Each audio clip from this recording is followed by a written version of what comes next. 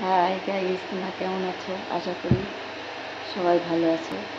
তো এখন like comment কমে যাচ্ছে। তো কেন তোমরা লাইক কমেন্ট করছো না জানি না।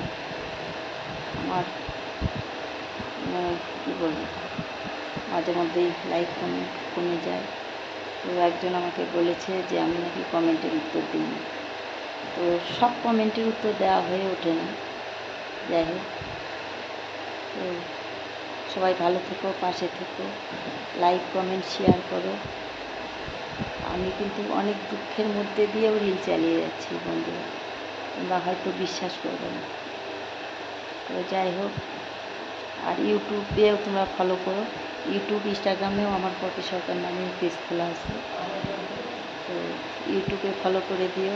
ইউটিউবে একদম লাইক কমেন্ট হচ্ছে না। তো কী বলবো, ফেসবুকেও এত যে কী বলবো একদম। তো যাই হোক বন্ধুরা, সবাই পাশে থেকো, লাইক কমেন্ট শেয়ার করো। আর এখন আমার হচ্ছে 5K 7 ফলোয়ার।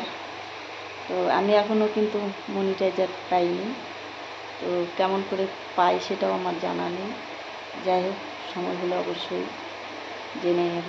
তো তোমরা পাশে থেকো, তোমাদের আশীর্বাদে হয়তো আমার 0 থেকে 5700 ফলোয়ার হয়েছে।